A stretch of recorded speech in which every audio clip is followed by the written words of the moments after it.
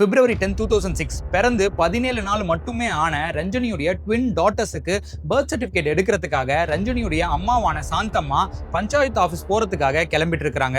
கிளம்புறதுக்கு முன்னாடி ரஞ்சனிக்கு ஃபுட்டு கொடுக்கணும் அப்படிங்கிறதுக்காக கிரீன் கிராம்ஸும் பாலும் ரெடி பண்ணி அவங்களுக்கு கொடுக்குறாங்க.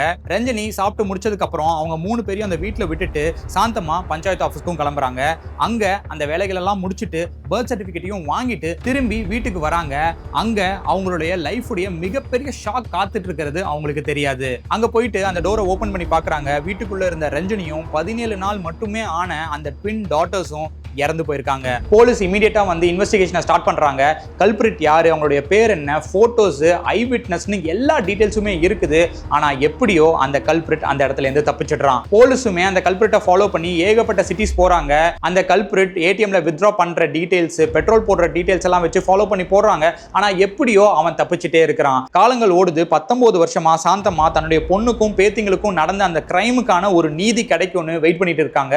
போலீஸும் ரொம்பவே ஃப்ரஸ்ட்ரேட் ஆயிடுறாங்க. 19 வருஷத்துக்கு அப்புறம் இதுதான் கடைசி ட்ரை. இந்த ட்ரைல அந்த கல்பிரிட்டை நம்ம பிடிக்கல அப்படின்னா இந்த கேஸை க்ளோஸ் பண்றதை தவிர நம்மளுக்கு வேற வழியே இல்லைன்னு சொல்லி கடைசியா அவங்க ஹெல்ப் கேட்டு போறது ஆர்டிஃபிஷியல் இன்டெலிஜென்ஸ் கிட்ட. சோ கைஸ், இன்னைக்கு வீடியோல கேரளாவுடைய தி ட்ரிபிள் மர்டர் கேஸ் தான் நம்ம பார்க்க போறோம். வீடியோக்குள்ள போறதுக்கு முன்னாடி நம்மளுடைய ஹிடன் இமோஜி சேலஞ்சோடைய last week winner mister 2KRG and Aarthi Venkat. அதே போல இன்னைக்கு வீடியோலயுமே ஒரு ஹிடன் இமோஜி இருக்குது. அதனுடைய டைம் ஃப்ரேமை நீங்க கண்டுபிடிச்சீங்கன்னா கமெண்ட்ல மென்ஷன் பண்ணுங்க. So without any further delay வீடியோக்குள்ள போலாம்.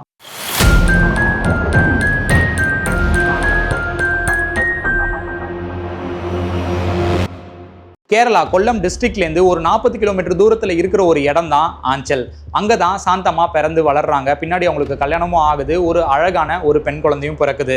அதுதான் ரஞ்சனி. குழந்தை பிறந்த கொஞ்ச நாள்லயே ரஞ்சனியுடைய அப்பா இவங்க 2 பேரையும் விட்டுட்டு வீட்டை விட்டு வெளியே போயிடுறாரு. கண்ணிமைக்கிற நேரத்தில் சாந்தம்மா ஒரு சிங்கிள் மதர் ஆயிடுறாங்க. ரஞ்சனியுடைய மொத்த ரெஸ்பான்சிபிலிட்டியுமே சாந்தம்மாவுடைய தலையில விழுது. சாந்தம்மா அவங்களுடைய வாழ்க்கையை பார்த்துக்கிறதுக்காகவும் தன்னுடைய பொண்ணுடைய வாழ்க்கையை பார்த்துக்கிறதுக்காகவும் நிறைய சின்ன சின்ன வேலைகள்லாம் போயிட்டு இருக்காங்க. அதுக்கப்புறம் ஒரு ஃபேக்டரியில அவங்களுக்கு ஒரு வேலையும் கிடைக்குது. அங்க பெருசாலாம் காசு கிடைக்கல. ஆனா ரஞ்சனியுடைய வாழ்க்கையை ஓரளவுக்கு கம்ஃபர்டபுளா வச்சுக்கிறதுக்கான ஒரு காசு அவங்களுக்கு கிடைக்குது. கொஞ்சம் கொஞ்சமா ரஞ்சனியும் வளர்றாங்க. அந்த சமயத்துல சாந்தம்மா கிட்ட ஒரு சொந்த வீடு இருக்குது. அந்த வீடு ரொம்ப பெரிய வீடுலாம் இல்ல. இவங்க 2 பேருக்கும் போதுமான அளவுக்கு ஒரு வீடு தான் அது. அந்த வீட்டுல ரஞ்சனிக்கான ஒரு அழகான வாழ்க்கையை அவங்க உருவாக்கி வச்சிருக்காங்க.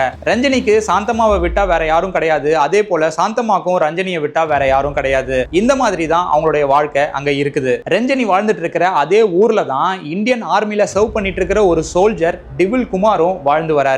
இவங்க 2 பேருடைய லைஃபும் ஒரு இடத்துல மீட் பண்ணுது. ஆனா ஸ்டோரி இந்த இடத்துல கொஞ்சம் காம்ப்ளிகேட் ஆகுது. ஏன்னா இந்த இடத்துல ஒரு 2 வெர்ஷன் இருக்குது. ஒன்னு மீடியா சொல்லக்கூடிய விஷயம், இன்னொன்னு அவங்க அம்மா சொல்லக்கூடிய விஷயம். மீடியா என்ன சொல்றாங்க அப்படின்னா, ரஞ்சனியும் டிவில் குமாரும் அந்த ஊருக்குள்ள யதார்த்தமா ஒரு நாள் மீட் பண்றாங்க, பேசுறாங்க, பழகுறாங்க, ஃப்ரெண்ட்ஸ் ஆகுறாங்க. அந்த ஃப்ரெண்ட்ஷிப் பின்னாடி காதலாவும் மாறுது. ரஞ்சனிக்கு அந்த சமயத்துல வெறும் 20 வயசு தான் ஆகுது. டிவில் குமாரை ரொம்ப டீப்பா லவ் பண்றாங்க, ரொம்ப ஹாப்பியா இருக்கிறாங்க. இவங்க 2 பேருக்கும் கல்யாணம் ஆகல. ஆனா விருப்பத்தோட 2 பேரும் பிசிக்கல் ரிலேஷன்ஷிப்ல இன்வால்வ் ஆகுறாங்க. அந்த லைனையும் கிராஸ் பண்றாங்க. ஆனா சாந்தம்மா கம்ப்ளீட்டா ஒரு டிஃபரண்ட் ஸ்டோரி சொல்றாங்க. டிவில் குமாருக்கும் ரஞ்சனிக்கும் நடுவுல எந்த ஒரு ரொமான்ஸோ ஃப்ரெண்ட்ஷிப்போ எந்த ஒரு ரிலேஷன்ஷிப்போ கிடையாது.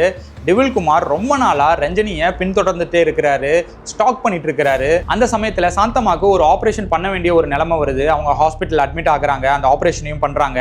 அப்போ ஃபுல்லாவே ரஞ்சனி தான் அவங்கள பாத்துக்கிறாங்க. இந்த மாதிரி ஒரு சிச்சுவேஷன்ல ஒரு நாள் ரஞ்சனி வீட்டுக்கு திரும்பி ரிட்டர்ன் வராங்க. அப்போ டிவில் குமார் அந்த வீட்டுக்குள்ள ஒளிஞ்சிருந்து மயக்க மருந்தை யூஸ் பண்ணி ரஞ்சனியை அட்டாக் பண்றாரு. கொஞ்ச நேரத்துல ரஞ்சனி மயக்கமும் ஆயிடுறாங்க. அடுத்த நாள் காலையில தான் ரஞ்சனி கண் முழிக்கிறாங்க. கண் முழிக்கிறப்போ அவங்களுடைய அடி வயிற்று பகுதியில பயங்கரமா ஒரு வலி இருக்கிறத அவங்க உணர்றாங்க. என்ன நடந்திருக்கும்னு யோசிச்சு பாக்குறாங்க. அவங்களால எதுவுமே ஞாபகப்படுத்த முடியல. ஆனா டிவில் குமாரோடைய முகம் மட்டும் அவங்களுக்கு ஞாபகம் இருக்குது. அப்போ அவங்களுடைய ட்ரெஸ்ல பிளட் இருக்கிறத அவங்க நோட்டீஸ் பண்றாங்க. அதுக்கப்புறம் தான் முதல் நாள் அவங்களுக்கு என்ன நடந்திருக்கு அப்படிங்கறத அவங்க ரியலைஸ் பண்றாங்க. கொஞ்ச நாளைக்கு அப்புறம் ரஞ்சனி ஹாஸ்பிட்டல்ல போயிட்டு செக் பண்ணி பாக்குறாங்க. அங்க அவங்க பிரெக்னெண்டா இருக்காங்க அப்படிங்கிற விஷயம் தெரிய வருது. வயிற்றுக்குள்ள இருக்கிறது ஒரு ட்வின்ஸ் அப்படிங்கிறதும் தெரிய வருது. ரஞ்சனிக்கு கல்யாணம் ஆகல, கல்யாணம் ஆகாமலே அவங்க பிரெக்னென்ட் ஆயிட்டாங்க அப்படின்னு சொல்லி அந்த ஊருக்குள்ள வெவ்வேறு விதமா பேச ஆரம்பிக்கிறாங்க. அந்த சோஷியல் பிரஷர் ரொம்பவே அதிகரிக்குது. ரஞ்சனிக்கு என்ன பண்றதுன்னு ஒண்ணுமே புரியல. நிறைய யோசிச்சு பார்த்துட்டு அவங்களுடைய அந்த ட்வின்ஸை பெத்துக்கலாம் அப்படின்னு முடிவு பண்றாங்க. January 24, 2006 ரஞ்சனிக்கு நல்லபடியா டெலிவரியும் ஆகுது. அந்த ட்வின் டாட்டர்ஸ் 2 பேருமே பேருமே நல்லா ஹெல்த்தியாவும் இருக்கிறாங்க. ரஞ்சனிக்கு டெலிவரி ஆனதுக்கு அப்புறம் அந்த ஹாஸ்பிட்டல் பெட்ல இருக்கிறப்போ அனில்குமார் அப்படின்ற ஒருத்தர் அவங்க மீட் பண்றாங்க. அவரு கொல்கட்டால இருந்து வந்திருக்கிறதாகவும் இங்க ஒரு ரிலேட்டிவ்க்கு டெலிவரி ஆக போகுது, அதுக்காக தான் நான் வந்திருக்கேன் அப்படிங்கிற விஷயத்தை அவர் சொல்றாரு. அந்த ஒரு காரணத்தினால ரெண்டு பேரும் நிறைய பேச ஆரம்பிக்கிறாங்க. அனில்குமாரும் ரொம்ப ஜென்டிலா இருக்கிறாரு, பொலைட்டா பேசுறாரு. ரெண்டு பேருடைய பிளட் டைப்பும் மேட்ச் ஆகுது. சப்போஸ் உங்களுக்கு பிளட் தேவை அப்படின்னா நான் தரத்துக்கு ரெடி அப்படின்னு சொல்றாரு. இதெல்லாம் கேட்கிறப்போ ரஞ்சனிக்கு ரொம்ப சந்தோஷமா இருக்குது. ரொம்ப நாளைக்கு அப்புறம் அவங்க கொஞ்சம் கம்ஃபர்டபுளா ஃபீல் பண்றாங்க. ரெண்டு பேரும் கொஞ்சம் கொஞ்சமா க்ளோஸ் ஆகுறாங்க, நிறைய விஷயங்கள் பேசுறாங்க.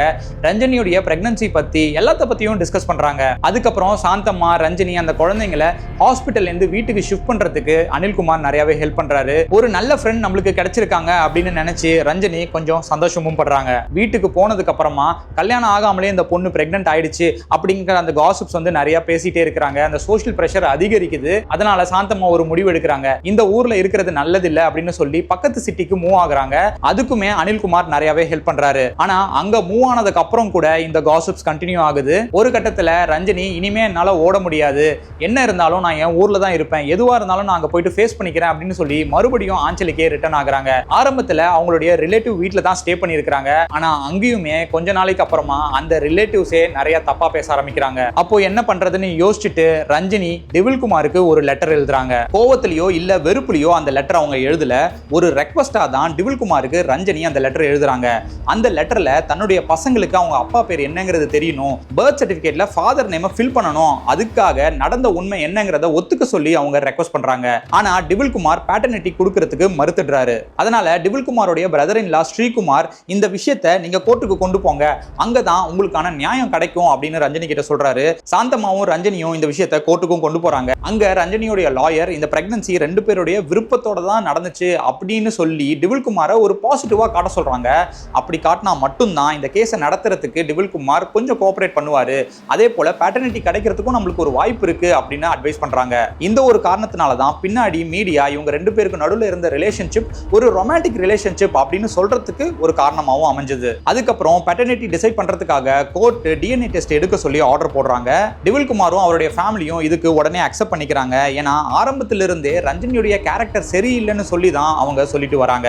ஆனா அந்த டிஎன்ஏ டெஸ்ட் ரிசல்ட்ஸ் வரதுக்கு முன்னாடியே ரஞ்சனியும் அவங்களோட ரெண்டு குழந்தைங்களும் கொலை செய்யப்படுறாங்க. பிப்ரவரி 10 அனில்குமார் ரஞ்சனியை மீட் பண்றதுக்காக அவங்க வீட்டுக்கு வராரு. அங்க சாந்தம்மா அந்த ரெண்டு பசங்களுக்கு பர்த் சர்டிபிகேட் எடுக்கிறதுக்காக கிளம்பிட்டு இருக்காங்க. அதனால அனில்குமார் நான் வீட்டுல இருக்கிறேன், ரஞ்சனி கூட பாதுகாப்பா இருக்கிறேன், நீங்க போயிட்டு அந்த சர்டிபிகேட்லாம் கலெக்ட் பண்ணிட்டு திரும்பி வாங்க அப்படின்னு சொல்றாரு. இந்த ஒரு ஆப்பர்ச்சுனிட்டிக்காக தான் அனில்குமார் ரொம்ப நாள் வெயிட் பண்ணிட்டு இருக்காரு. அந்த ஆப்பர்ச்சுனிட்டி கிடைச்ச உடனே தான் கிட்ட இருந்த கத்தியை யூஸ் பண்ணி ரஞ்சனியையும் அந்த ரெண்டு குழந்தைகளையும் கொலை பண்ணிட்டு அந்த வீட்ல இருந்து வெளியே போயிடுறாரு. கொஞ்ச நேரத்துக்கு அப்புறம் அந்த சர்டிபிகேட்லாம் கலெக்ட் பண்ணிட்டு சாந்தம்மா வீட்டுக்கு வராங்க.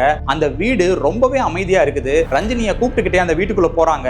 அந்த ரூமை ஓபன் பண்ணி பாக்குறாங்க. அந்த ரூமே ரத்த வெள்ளமா இருக்குது. அதுக்குள்ள ரஞ்சனியும் அந்த ரெண்டு குழந்தைங்களும் இறந்து போயிருக்கிறத பார்த்து அப்படியே உறைஞ்சு போயிடுறாங்க. போலீஸ் இமீடியட்டா அந்த வீட்டுக்கு வந்து இன்வெஸ்டிகேஷனை ஸ்டார்ட் பண்றாங்க. கிரைம் சீன்ல ஒரு பைக்குடைய ரெஜிஸ்ட்ரேஷன் சர்டிபிகேட் கிடைக்குது. அதை ட்ராக் பண்ணி ஒரிஜினல் ஓனர் கிட்ட போறாங்க. அவரு தன்னுடைய பைக்கை ரொம்ப நாள் முன்னாடியே ஒரு செகண்ட் ஹேண்ட் ஷாப்புக்கு வித்துட்டதா அவர் சொல்றாரு. அதனால போலீஸ் அந்த செகண்ட் ஹேண்ட் ஷாப்புக்கு போயிட்டு அங்க ஒர்க் பண்ற ஒரு எம்ப்ளாயி கிட்ட டிவில்குமாரோட போட்டோவை காட்டி தெரியுமா அப்படின்னு கேக்குறாங்க. அவரு அந்த போட்டோவை பார்த்த உடனே அது டிவில்குமார் தான் அப்படிங்கறத ரெகக்னைஸ் பண்ணிடுறாரு. ஆனா இன்னொரு ஒரு முக்கியமான இன்ஃபர்மேஷனையும் கொடுக்கிறாரு. டிவில்குமார் தனியா வரல அப்படின்னும் அவர் கூட ரெண்டாவதா ஒரு நபர் இருந்ததாகவும் அந்த ரெண்டாவது நபர் இவரை கூப்பிட்டுக்கிட்டு ஒரு ஏடிஎம் போயிட்டு 6000 ரூபீஸ் வித்ட்ரா பண்ணதாகவும் சொல்றாரு. இந்த ஒரு இன்ஃபர்மேஷன் போலீஸ்க்கு ரொம்ப பெரிய லீடு. ஆனா அந்த ஷாப் எம்ப்ளாயிக்கு அந்த ரெண்டாவது நபருடைய பேர் என்னங்கிறது தெரியல. அதனால போலீஸ் அந்த ஏடிஎம் ஓட டிரான்சாக்ஷன் டீடைல்ஸை கலெக்ட் பண்ணி பார்க்கறாங்க. அதுல ராஜேஷ் அப்படின்ற ஒரு பேரு மென்ஷன் பண்ணப்பட்டிருக்குது. டிவில்குமார் ஆர்மில சர்வ் பண்ணிட்டு இருந்ததனால ராஜேஷும் ஆர்மில சர்வ் பண்றதுக்கு ஒரு சான்ஸ் இருக்கு அப்படின்னு கெஸ் பண்ணி ஆர்மில செக் பண்ணி பார்க்கறாங்க. அது உண்மை அப்படிங்கிறது தெரிய வருது. அதனால இமிடியேட்டா ராஜேஷோட போட்டோவை ஃபேக்ஸ் பண்ணியும் வாங்கிக்கிறாங்க. அந்த போட்டோவை அந்த எம்ப்ளாயி பார்க்கறாரு. பார்த்த உடனே இதுதான் அந்த ரெண்டாவது நம்பர் அப்படிங்கறதையும் கன்ஃபார்ம் பண்றாரு. அதுக்கப்புறம் அந்த போட்டோவை கொண்டு போயிட்டு சாந்தம்மா கிட்ட காட்டுறாங்க.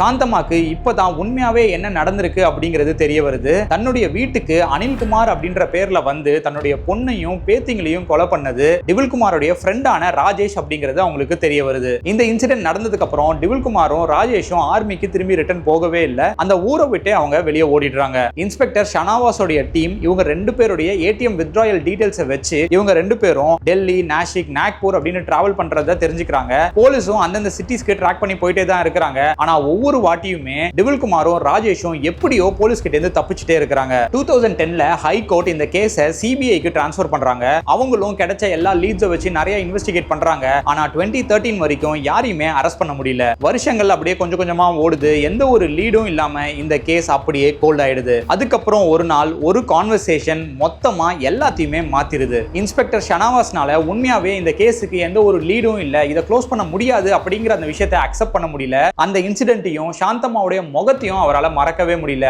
அது மட்டும் இல்லாம இத்தனை கொலைகளை பண்ணிட்டு டிவில்குமாரும் ராஜேஷும் ஃப்ரீயா வெளியே சுத்திட்டு இருக்காங்களே அப்படிங்கிற விஷயத்தையும் அவரால் ஏத்துக்க முடியல. இப்படி ஒரு சிச்சுவேஷன்ல ஷனாவாஸ் தன்னுடைய கொலீக்ஸ் கிட்ட இந்த கேஸை பத்தி டிஸ்கஸ் பண்ணிட்டு இருக்காரு. அதுல ஒருத்தர் இவ்வளவு வருஷமா சால்வ் ஆகாத இந்த ஒரு கேஸை நாங்க சால்வ் பண்றோம் அப்படின்னு ஒரு சேலஞ்சா அதை அக்செப்ட் பண்ணிக்கிறாரு. 2023ல கேரளா போலீஸ் இன்டெலிஜென்ஸ் விங் இந்த கேஸை சைலண்டா ரீஓபன் பண்றாங்க.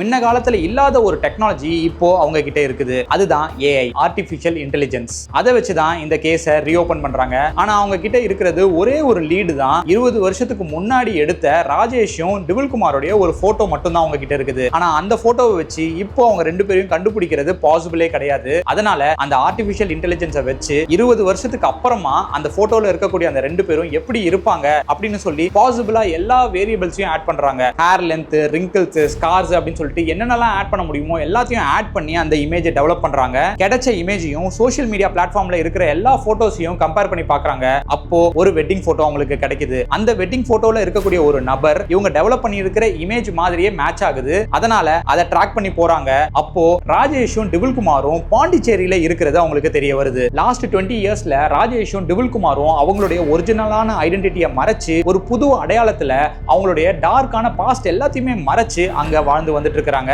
ரெண்டு பேருக்கும் கல்யாணம் ஆயிடுது. ஒரு இன்டீரியர் ஃபர்ம் பிசினஸ் ஸ்டார்ட் பண்ணி சக்சஸ்ஃபுல்லா ரன் பண்ணிட்டு இருக்காங்க. கேரளாவுடைய கிரைம் இன்டெலிஜென்ஸ் விங் இவங்க ரெண்டு பேருடைய ஐடென்டிட்டியை கன்ஃபார்ம் பண்ணதுக்கு அப்புறமா சிபிஐ யூனிட்டுக்கு இன்ஃபார்ம் பண்றாங்க.